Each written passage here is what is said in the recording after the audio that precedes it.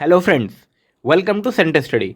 आज की इस वीडियो में हम सीटेट पेपर 1 लैंग्वेज 2 हिंदी की बात करेंगे। ये पेपर 2021 दिसंबर 2021 को ऑनलाइन जो पेपर हुए हैं वो वाला सेट है। तो आइए स्टार्ट करते हैं अपनी इस वीडियो को। दोस्तों, सबसे पहले आपको पैसेज दिया हुआ है।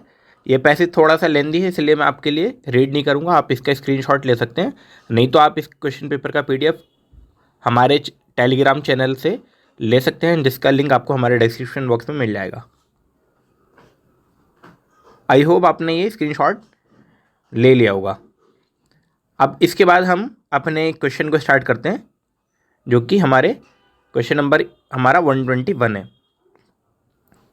विश्व में सबसे तेज़ी से बढ़ने वाला वृक्ष है। ऑप्शन है पीपल, चिनार, बरगद, देवदार। तो दोस्तों, ये आपको पैसेज में ही दिया हुआ था, सेकंड पैराग्राफ की सेकंड लाइन में। यहाँ से मैं आपके लिए अंडरलाइन कर देता हूँ ताकि आपके लिए इजी रहे। चिनार की गणना विश्व की सर्वाधिक तेज़ी से बढ़ने वाले वृक्षों में की जाती है, यानी कि चिनार वृक्ष की बात की गई है, जो कि हमारा ऑप्शन नंबर सेकंड है। तो ऑप्शन नंबर सेकंड हमारा यहाँ पर ठीक हो जाएगा। चिनार वृक्ष की विशेषता नहीं है तेज़ हवाएं सहन करना, अलग अलग तरीके की मिट्टी में जड़ें जमाना, प्राकृतिक क्षति का अधिक ना होना, या एक स्थान से दूसरे स्थान पर ना लगना। तो तेज़ हवाएं ये आसानी से, जो चिनार वृक्ष होते हैं ये आसानी से तेज़ हवाएं सहन कर लेते हैं। ये भी पैसेज में आया था। अलग अलग तरीके की मिट्टी में भी ये आराम से अपनी जड़ें जमा लेते हैं, यानी कि उग जाते हैं। और प्राकृतिक क्षति का इनके ऊपर, मतलब कोई आपदा जो आती है, प्राकृतिक क्षति जो आती है, उसका इनके ऊपर ज़्यादा कोई इफेक्ट नहीं पड़ता है। इसमें जो चौथा ऑप्शन है, एक स्थान से दूसरे स्थान पर ना लगना, लेकिन यहाँ पर जो है, यहाँ पर एक कि जड़ें जमाने का मतलब है लग जाना, और यहाँ पर है ना लगना। तो ना लगना ही हमारा गलत ऑप्शन हो जाएगा, यानी कि ये आसानी से लग जाते हैं और यहाँ पर ये विशेषता इसमें नहीं है। तो ऑप्शन नंबर 4 इसका करेक्ट हो जाएगा। जबकि इसमें अगर ये होता है कि एक स्थान से दूसरे स्थान पर लग जाना, तो वो ठीक हो जाता। क्वेश्चन नंबर 123, चिनार वृक्ष कब सर्वाधिक सुंदर दिखता है? सर्दियों में, गर्मियों में, वर्षा में, या वर्षा भर? तो दोस्तों, ये भी आपको पैसेज में ही आसानी से मिल जाएगा जब आप पढ़ेंगे। उत्तर भारत का ये शानदार विशाल वृक्ष पूरे वर्ष भर बहुत सुंदर दिखता है, यानी कि पूरे वर्ष आपको ये सुंदर नज़र आता है। और ये कब?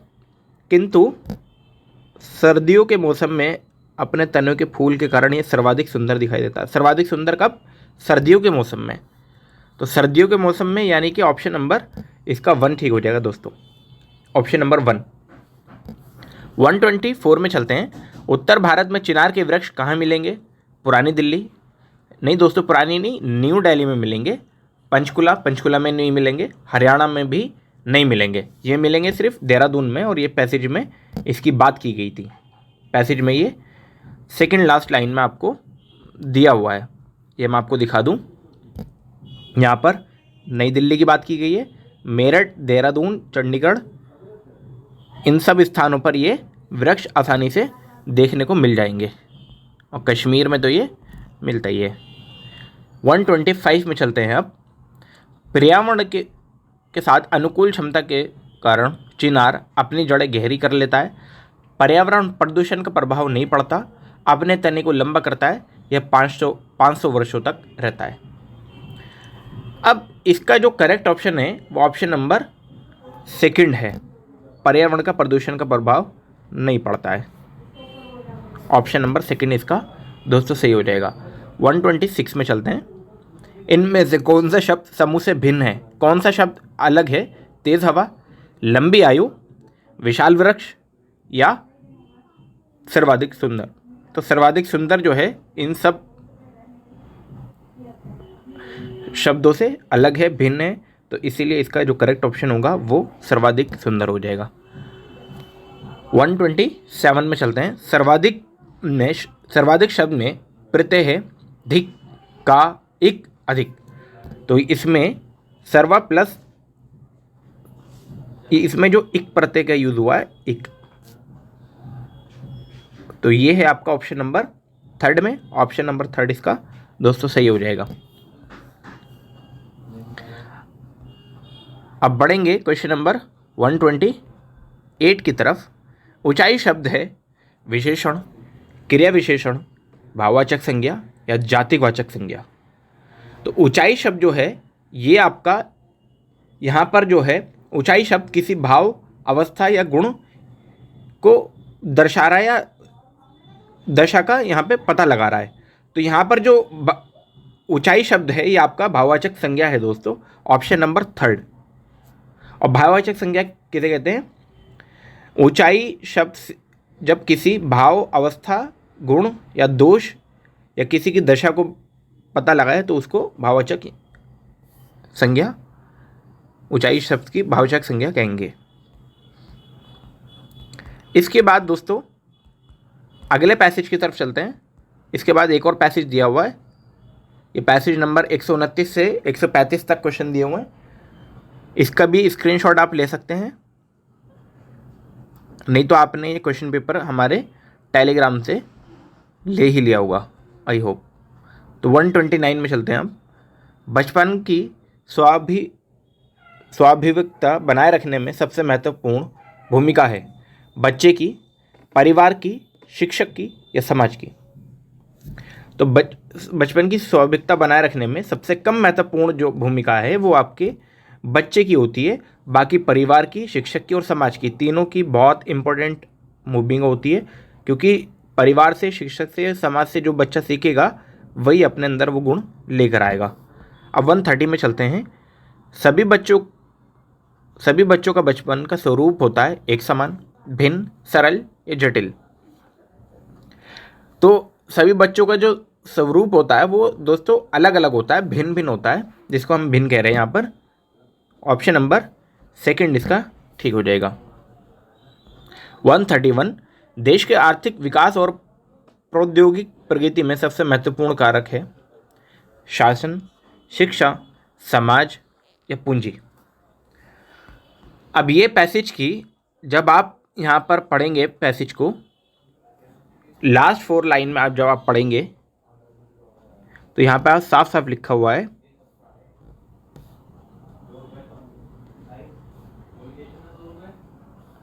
कि शिक्षा जो है सबसे महत्वपूर्ण है। शिक्षा जो है यहाँ पर भारत, यहाँ से आप पढ़ेंगे, उन्हें अपनी शिक्षा के बारे में कहा था कि ये वे आर्थिक विकास और प्रौद्योगिक विकास और ऐसी सामाजिक अवस्था का निर्माण करने में अकेला सबसे महत्वपूर्ण कारक है। यानी कि यहाँ पर जो नीति आयोग या भारत योजना, जो तीसरी पंचवर्षीय योजना थी, उसमें शिक्षा के बारे में कहा था कि ये सबसे महत्वपूर्ण कारक है जो सब चीज़ों में अहम रोल निभाएगा। तो ऑप्शन नंबर यहाँ पर आपका सेकंड ठीक हो जाएगा। अब 132 में चलेंगे। बाल संरक्षण अधिनियम का उद्देश्य है बालकों को विभिन्न खतरों से बचाना, बाल अपराधों की रोकथाम या बाल अपराधियों को सजा देना या बालकों को सुधार गृह भेजना। तो ये भी दोस्तों आपको सेकंड पैराग्राफ की 4th लाइन में मिल जाएगा जब आप पढ़ेंगे। यहाँ पे आप देख पाए, खतरों से बचाने के लिए अधिनियम अस्तित्व में आया। वर्ष 2000 में बचपन को विविध खतरों से बचाने के लिए बाल संरक्षण अधिनियम अस्तित्व में आया। यानी कि खतरों से एक तरीके से बचाने के लिए, और ये खतरों से बचाने के लिए जो है ऑप्शन आपका ऑप्शन नंबर 1 में ही है, बालकों को विभिन्न खतरों से बचाने के लिए, ऑप्शन नंबर 1, इसलिए इसका ठीक हो जाएगा। 133 में चलते हैं। अनुच्छेद में बचपन को प्रभावित करने वाले कारकों में किसका उल्लेख नहीं है? अब किसका उल्लेख नहीं है? परिवार का, परंपराएं का, आर्थिक स्थिति का या स्कूल का। तो अनुच्छेद यानी कि इस पैसेज में दोस्तों यहाँ पे स्कूल का जिक्र नहीं आया है, बाकी तीनों चीज़ों का आया है। तो ये ऑप्शन नंबर आपका 4 ठीक हो जाएगा। और ये आप पैसेज की फर्स्ट लाइन में ही आप पढ़ पाओगे। पैसेज की आप फर्स्ट लाइन आप रीड करो ध्यान से, वहाँ आप देख पाओगे कि परिवार का, परंपराएं का, आर्थिक स्थिति का, तीनों का जिक्र आया है, लेकिन वहाँ कहीं पे भी स्कूल का जिक्र नहीं आया है। तो इसीलिए school is the correct option. 134 में प्रारंभिक में उपसर्ग है प्रापर या प्रार या प्रारंभ, तो इसमें जो है ऑप्शन नंबर सेकंड ठीक हो जाएगा, उपसर्ग इसमें प्र हो जाएगा। 135 यानी कि पैसेज के लास्ट क्वेश्चन में विश्वास का विलोम शब्द क्या है? ऑपोजिट वर्ड पूछा है विश्वास का, विश्वसनीय, अविश्वसनीय, अविश्वास या अविस्मरणीय। तो दोस्तों आप पहले से जानते ही हैं, इसका जो सही ऑप्शन है वो ऑप्शन नंबर थर्ड हो जाएगा, अविश्वास। अब चलेंगे दोस्तों पेडागोजी के वो 15 क्वेश्चन जो आपसे पूछे गए। आइए चलते हैं क्वेश्चन नंबर 136 की तरफ। बच्चों की भाषा इस बात के लिए पर्याप्त संकेत देती है कि वे अपनी भाषा नहीं जानते। ये तो सरासर गलत हो जाएगा, बल्कि वो अपनी भाषा को बहुत अच्छे से जानते हैं। वे अपनी भाषा का व्याकरण जानते हैं, या वे अपनी भाषा का व्याकरण नहीं जानते, या वे अपनी भाषा का साहित्य जानते हैं। तो साहित्य जानने से तो गलत हो जाएगा और पहला भी गलत हो जाएगा, बचे हमारे सेकंड और थर्ड। अब व्याकरण नहीं जानेंगे तो वो बोलेंगे कैसे, इसलिए ये भी गलत हो जाएगा। सिर्फ एक ही ऑप्शन बचेगा, ऑप्शन नंबर सेकंड, यानी कि वे अपनी भाषा का व्याकरण जानते हैं। 137 में चलते हैं। वाइगोट्स्की डैश का समर्थन करते हैं? भाषा अर्जन क्षमता, सामाजिक अंत्यक्रिया, अनुकरण या दंड और पुरस्कार। अब वाइगोट्स्की की अगर आपको थ्योरी मालूम है तो आप इजीली बता पाओगे इस क्वेश्चन का आंसर क्या है। वाइगोट्स्की की जो थ्योरी है वो आप जानते हैं कि उस थ्योरी को कहते हैं सोशो कल्चर थ्योरी। तो यहाँ से आप सीधा सीधा ऑप्शन लगा पाएंगे कि सामाजिक अंत्य क्रिया इसका हमारा सही ऑप्शन हो जाएगा, सोशो कल्चर थ्योरी का मतलब। अब 138 में चलेंगे। मातृभाषा में ही बच्चे का मस्तिष्क सबसे पहले क्रियाशील होता है। ये कथन पूर्णतः सत्य है, पूर्णतः सत्य नहीं है, आंशिक रूप से सत्य है, या पूर्ण असत्य है, पूरी तरह गलत है।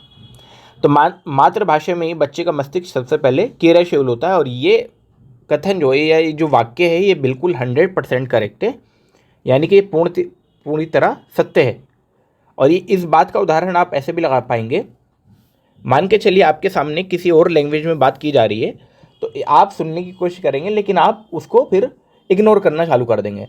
लेकिन वहीं आपको जैसे ही अपनी लैंग्वेज जो आप जानते हैं, जैसे हिंदी आप जानते हैं, तो जैसे ही हिंदी में कोई बात बोली जाएगी और वो आपके कान में आएगी तो एकदम से आपका कान एक्टिव होगा, और फिर आपका मस्तिष्क जो है, आपका दिमाग काम करना चलेगा कि इसका क्या मीनिंग है। तो यानी कि सबसे ज़्यादा क्रिया जो करेगा, सबसे ज़्यादा एक्टिव जो होगा वो आपकी अपनी भाषा में ही, मातृभाषा जिसको हम कह रहे हैं उसी में एक्टिव होता है। तो ऑप्शन नंबर 1 इसका दोस्तों सही हो जाएगा। 139 कहानियाँ बच्चों के भाषा विकास के किस पक्ष को सर्वाधिक प्रभावित करती है? केवल मौखिक अभिव्यक्ति, कल्पनाशीलता एवं सृजनात्मकता, केवल लिखित अभिव्यक्ति, व्याकरण एवं मानक भाषा। तो दोस्तों इसका जो सही ऑप्शन है वो ऑप्शन नंबर, कहानियाँ जो किस प्रभावित करती है, मतलब किस पक्ष को प्रभावित करती है। किसी बच्चों को कहानी आप सुना रहे हैं तो उससे होगा क्या, उनकी जो कल्पना शक्ति जो है, जिसको हम इमेजिनेशन पावर जिसको कहते हैं, और क्रिएटिविटी जिसको हम सृजनात्मकता कह रहे हैं, तो क्रिएटिविटी भी इंक्रीज़ होगी और इमेजिनेशन पावर भी दोस्तों वहाँ पे उनकी इंक्रीज़ होती है। और इसीलिए इसका जो करेक्ट ऑप्शन है ऑप्शन नंबर सेकंड हो जाएगा, कल्पनाशीलता और सृजनात्मकता में सर्वाधिक प्रभावित होती है। अब 139 की तरफ चलते हैं। क्वेश्चन नंबर 140 में बोला गया है, पढ़ना लिखने की प्रक्रिया में साहित्य डैश के रूप में कार्य करता है? प्रामाणिक स्रोत, प्रेरणात्मक स्रोत, बाधक तत्व या अतिरिक्त बोझ। तो दोस्तों जो पढ़ना लिखने की प्रक्रिया में साहित्य जो है एक तरीके से प्रामाणिक स्रोत के रूप में आपको कार्य करता है। ऑप्शन नंबर 1 इसका सही हो जाएगा। प्रामाणिक स्रोत का मतलब है ऑथेंटिक सोर्स की तरह, यहाँ पे ये आपकी तरह कार्य करेगा। 141 में प्राथमिक स्तर पर बच्चों की मौखिक अभिव्यक्ति का आकलन करने के संदर्भ में आप किसे सर्वाधिक महत्व देंगे? हिंदी पत्रिका पढ़ना, समाचार पत्र पढ़ना, कहानी को दोहराना या नाटक का मंचन। अब यहाँ पर हम उस चीज़ को महत्व देंगे, सर्वाधिक महत्व हम उस चीज़ को देंगे। देना तो सभी चीज़ पे, लेकिन यहाँ पर पूछा गया सर्वाधिक महत्व किसे देंगे। तो सबसे ज़्यादा जो इम्पोर्टेंस हम देंगे, हम उस चीज़ को देंगे जिसमें सबसे ज़्यादा बच्चा क्या हो, एक्टिव हो, एक्टिवली जिसमें सबसे ज़्यादा बच्चा पार्टिसिपेट कर रहा हो, यानी कि वो सबसे ज़्यादा वहाँ पे एक्टिव हो। और इन सभी ऑप्शन में ये जो नाटक का मंचन है, इसमें सबसे ज़्यादा बच्चा एक्टिव होगा। नाटक में बच्चा खुद प्रेजेंट करेगा या सीखेगा उससे, तो वहाँ पर वो बच्चा सबसे ज़्यादा एक्टिवली पार्टिसिपेट करेगा। इसीलिए इसका जो करेक्ट ऑप्शन है ऑप्शन नंबर 4 हो जाएगा। अब 142 में चलते हैं। सुनने की कुशलता में एक महत्वपूर्ण उद्देश्य है सुनना और दोहराना। कविता सुनना, सुनने में रुचि और धैर्य, या कहानी सुनना। अब कोई किसी की बात जब आप सुनना चाहेंगे तो उसकी बात सुनने में आप सबसे पहले तो आपकी रुचि होनी चाहिए, यानी कि आपको उसकी बात सुनने में आपको उसको इम्पोर्टेंस देना है, रुचि दिखानी है। और दूसरा आपको धैर्य यानी कि पेशेंस बना के रखनी है चीज़ों में। तो दोनों ही ऑप्शन आपके ठीक है। जैसे कि यहाँ पर आप इन क्वेश्चंस को सुन रहे हैं, तो सबसे पहले मैं क्वेश्चन पढ़ रहा हूँ, उसके बाद ऑप्शन पढ़ रहा हूँ, तो आप धैर्य रख रहे हैं और रुचि भी दिखा रहे हैं, तभी आपको क्वेश्चन क्लियर हो रहे हैं। तो ऑप्शन नंबर 3 इसका दोस्तों सही हो जाएगा। 143 में चलते हैं। प्राथमिक स्तर पर कविता शिक्षा का सर्वाधिक महत्वपूर्ण उद्देश्य है, यानी कि प्राथमिक स्तर पर पूछा है। कविता का भावार्थ बताना, कविता का शब्दार्थ बताना, कविता में छंद और अलंकार बताना, या कविता पाठ का आनंद लेना। तो यहाँ पर दोस्तों प्राथमिक स्तर पर सिर्फ कविता पाठ का सिर्फ आनंद लेना होगा, यानी कि ऑप्शन नंबर 4 इसका दोस्तों सही हो जाएगा। अब 143 में चलते हैं। प्राथमिक स्तर पर कविता शिक्षण का सर्वाधिक महत्वपूर्ण, ये तो हो गया। 144 में पढ़ना सीखने की प्रक्रिया में सबसे कम प्रभावी है चित्रात्मकता, अनुमान लगाना, पुनरावृत्ति, 2 अक्षर वाले शब्द। अब दोस्तों यहाँ पर जो चौथा ऑप्शन है 2 अक्षर वाले शब्द, यहाँ पर इस ऑप्शन को इन्होंने लिमिटेड कर दिया। यहाँ पर क्या कर दिया, लिमिटेड कर दिया कि आपको सिर्फ कितने वर्ड लिखने हैं, 2 अक्षर वाले शब्द लिखने हैं। तो यहाँ पर ये गलत हो जाएगा दोस्तों। कम प्रभावी यही होगा कि सिर्फ आप लिमिट कर दे किसी चीज़ को, यानी कि आप एक होता है क्लोज एंडेड क्वेश्चन, एक होता है ओपन एंडेड। तो इसको हमने कर दिया क्लोज एंडेड क्वेश्चन, सिर्फ आपको 2 अक्षर वाले शब्द ही लिखने हैं। तो ये आपका पढ़ना और सीखने की क्रिया में, यानी कि लर्निंग प्रोसेस में जो है 2 अक्षर वाले शब्द या 2 अल्फ़ाबेट वाले शब्द, ये आपके सबसे कम प्रभावी होंगे। ऑप्शन नंबर इसका 4 ठीक है। 145 में चलते हैं आप। चित्रकारी को स्वयं की अभिव्यक्ति का माध्यम बनाना प्राथमिक स्तर पर एक महत्वपूर्ण उद्देश्य नहीं है, एक महत्वपूर्ण उद्देश्य है। बच्चों की लेखन क्षमता में बाधक है, या लेखन क्षमता का अभ्युदय है। तो इसका जो सही ऑप्शन है दोस्तों ऑप्शन नंबर 2 है, एक महत्वपूर्ण उद्देश्य होता है ये। अब 146 में चलते हैं। भाषा और विचार एक दूसरे से संबंधित नहीं है, एक दूसरे को प्रभावित नहीं करते, परस्पर एक दूसरे को पोषित करते हैं, या परस्पर एक दूसरे के विरोधी हैं। संबंधित नहीं है, ये भी गलत है। प्रभावित नहीं करते हैं बिल्कुल, ये भी गलत है। एक दूसरे के विरोधी हैं, ये भी गलत है। तो इसका जो सही ऑप्शन है दोस्तों ऑप्शन नंबर सिर्फ 3 ठीक है। यानी कि भाषा और विचार जो हैं, जिसको हम कहते हैं लैंग्वेज एंड थॉट, ये एक दूसरे को पोषित करते हैं, यानी कि एक दूसरे से ये इंटरकनेक्टेड होते हैं। जब थॉट आता है तभी भाषा आएगी, या तब भाषा आती है तभी थॉट आएगा। ये एक दूसरे के इंटरकनेक्टेड, एक दूसरे को पोषित करते हैं। 146 के बाद 147, और ये दोस्तों बहुत इंपॉर्टेंट क्वेश्चन है आपके लिए। इसको इंपॉर्टेंट स्टार मार्क कर लीजिए, क्योंकि ये क्वेश्चन बार बार पेपर में हर बार एक न एक साइड में ज़रूर पूछा गया है। हिंदी भाषा राष्ट्रभाषा है, राजभाषा है, या देशज भाषा है, या बोली है। तो ये होती है आपकी हिंदी, जो है आपकी दोस्तों राजभाषा है। याद रखिएगा, हिंदी जो है हमारी राजभाषा है। 148 में साहिल तीसरी कक्षा में पढ़ता है। वे हिंदी भाषा लिखते समय अपने मातृ भाषा के शब्दों का प्रयोग करता है। ये एक स्वाभाविक प्रक्रिया है, एक घातक प्रक्रिया है, हिंदी भाषा सीखने में बाधक है, हिंदी भाषा सीखने के लिए अनिवार्य है। तो दोस्तों बाधक तो नहीं होगा कभी भी, जो आपका मातृभाषा है वो कभी भी किसी दूसरी लैंग्वेज को सीखने में कभी बाधक नहीं होगी, घातक भी नहीं होगी और सीखने के लिए अनिवार्य भी नहीं है। ये एक स्वाभाविक क्रिया है जिसको हम कहेंगे नेचुरल प्रोसेस, इंग्लिश में कहेंगे इसको नेचुरल प्रोसेस, स्वाभाविक क्रिया। अब 149 में चलते हैं। प्राथमिक स्तर पर भाषा सिखाने की प्रक्रिया में सर्वाधिक महत्वपूर्ण बच्चों को अपने मन की बात कहने का अवसर देना, पढ़ने लिखने के सीमित अवसर देना, कक्षा को चार्ट पोस्टर से सजाना या कक्षा में दृश्य श्राव्य सामग्री का प्रयोग करना। अब दोस्तों सबसे महत्वपूर्ण, सर्वाधिक महत्वपूर्ण पूछा गया है। यहाँ पे सारी ठीक है, लेकिन यहाँ पर जो सबसे ज़्यादा पूछा गया है, जो बेस्ट सूटेबल आंसर है, हमें वो बताना है, यानी कि सबसे महत्वपूर्ण। तो सबसे महत्वपूर्ण वो चीज़ होगी जहाँ पे बच्चा सबसे ज़्यादा एक्टिवली पार्टिसिपेट होगा। अभी हम इसकी बात करके आए हैं।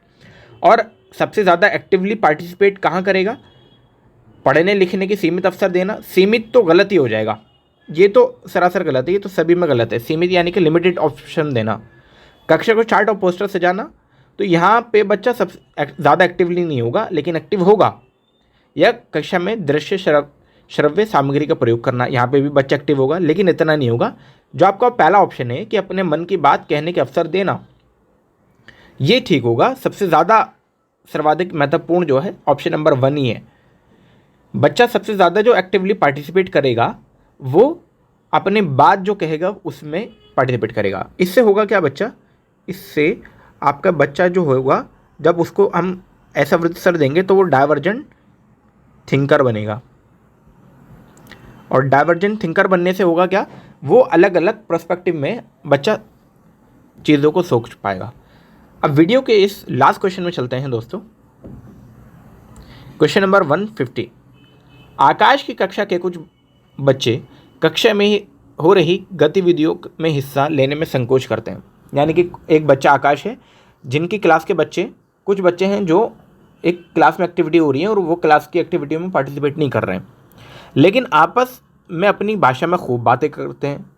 लेकिन वो अपनी बातों में, अपनी जो आपस में बातें करते हैं वो खूब करते हैं। इसका संभावित कारण है उनकी भाषा को कक्षा में स्थान न मिलना, उनकी भाषा में समस्त गतिविधियों का होना, उनकी बात करने में दिलचस्पी ना होना, या उनका ये मानना कि गतिविधियाँ उबाऊ हैं। अब गतिविधियाँ उबाऊ हैं ये तो गलत ही होगा, या उनकी दिलचस्पी नहीं होगी तो वो बात क्यों करेंगे आपस में भी, और उनकी भाषा में समस्त गतिविधियों का ना होना ये भी गलत है। ये ऐसा इसलिए हो रहा है, क्लास की सिर्फ एक्टिविटियों में पार्टिसिपेट नहीं कर रहे हैं ना वो, बाकी आपस में तो खूब बोल चाल रहे हैं अपनी लैंग्वेज में। तो ऐसा इसलिए हो रहा है क्योंकि उनकी जो भाषा है, जो उनकी मातृभाषा है या जिसमें वो बोलते हैं, उनको क्लास में स्थान नहीं मिला, उनको प्लेस, उनकी भाषा को क्लास में प्लेस नहीं मिला है, यानी कि उनकी भाषा को कक्षा में कोई स्थान नहीं मिला दोस्तों। तो दोस्तों ये थे हमारे 30 क्वेश्चन जो सीटेट पेपर 1 लैंग्वेज 2 हिंदी से पूछे गए, और ये पेपर 1 की हम बात कर रहे थे जो 21 दिसंबर 2021 को ऑनलाइन हुआ था। आई होप आपको दोस्तों ये क्वेश्चन समझ आए होंगे। अगर फिर भी आपको कोई डाउट है तो आप हमें कमेंट बॉक्स में पूछ सकते हैं, और आने वाली वीडियोस के लिए आप हमारे चैनल को सब्सक्राइब करना ना भूलें। वीडियो पसंद आई हो तो लाइक ज़रूर करें और अपने दोस्तों में शेयर करना ना भूलें। आपके वीडियो में लगातार बने रहने के लिए बहुत बहुत शुक्रिया।